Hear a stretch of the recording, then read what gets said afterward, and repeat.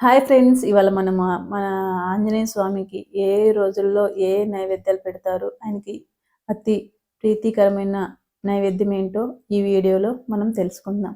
అలాగే further information వెళ్ళే ముందు ప్లీజ్ లైక్ చేయండి, సబ్స్క్రైబ్ చేసుకోండి. మనం శ్రీ ఆంజనేయ స్వామికి ఇష్టమైన భోజనం, ఆయన యొక్క ఆహార విషయాలు ఈ వీడియోలో తెలుసుకుందాం. శ్రీ ఆంజనేయ స్వామి భక్తులకు మార్గదర్శకుడు, బల భక్తి నిష్టకు ప్రతీక. స్వామికి పూజలో ఇచ్చే నైవేద్యము ప్రత్యేకమైనది. ఆయనకు శక్తిని అందించే సాత్వికంగా ఉండే ఆహార పదార్థాలు ఇష్టమైనవి. ఆంజనేయ స్వామికి ఇష్టమైన నైవేద్యాలు ఏంటో ఇప్పుడు తెలుసుకుందాం. వడ. మనము శనివారం మంగళవారం పూజల్లో ప్రధానంగా వడ నైవేద్యంగా సమర్పిస్తారు. అలాగే ఉలవలు లేదా బంగాళదుంపలతో చేసిన నెయ్యి వడ ప్రసిద్ధి. రెండవది ఉలవ చట్నీ లేదా ఉలవ బెల్లం పాయసం. ఉలవలు అనేవి స్వామికి ఎంతో ప్రీతికరమైనవి. ఉలవలతో చేసిన పాయసం లేదా ఉప్మా స్వామికి నైవేద్యంగా సమర్పిస్తారు. మూడవది బెల్లం నెయ్యి. బెల్లంతో పాటు నెయ్యిని మిశ్రమంగా సమర్పించడం ఆనవాయితీ. ఇది శక్తిని అందించేటటువంటి ఆహారంగా పరిగణింపబడుతుంది. నాలుగవది అరటి పండ్లు. స్వామికి అరటి పండ్లు కూడా ఇష్టమైనవి. సులభంగా నైవేద్యంగా సమర్పించవచ్చు. తాంబూలం.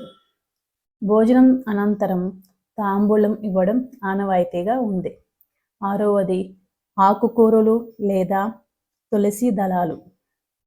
కొన్ని ప్రాంతాలలో స్వామికి తులసి లేదా మల్లెపూలతో పాటు ఆకుకూరలు వంటకాలు కూడా సమర్పించేవారు. ఆయనకి ఏ రోజుల్లో ఏ నైవేద్యాలు ప్రత్యేకంగా సమర్పిస్తారో ఇప్పుడు తెలుసుకుందాం. మంగళవారం అయితే నెయ్యి వడ, బెల్లం పాయసం, ఉలవ పచ్చడి. అలాగే శనివారం అయితే ఉలవ వడ, బనానా అంటే అరటిపండ్లు లేదా నెయ్యితో చేసిన వంటకాలు. హనుమాన్ జయంతి రోజు అన్నం పాయసం, వడలు, పళ్ళు.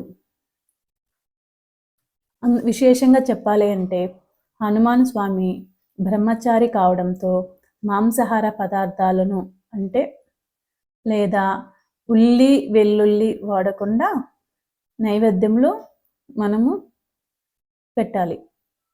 పూర్తిగా శుద్ధ సాత్వికమైన ఆహారం మాత్రమే సమర్పించాలి. ఇవండి మన ఆంజనేయ స్వామికి ఇష్టమైన నైవేద్యాలు. ఓకే, మీకు ఈ వీడియో నచ్చినట్లయితే ప్లీజ్ సబ్స్క్రైబ్ చేసుకోండి.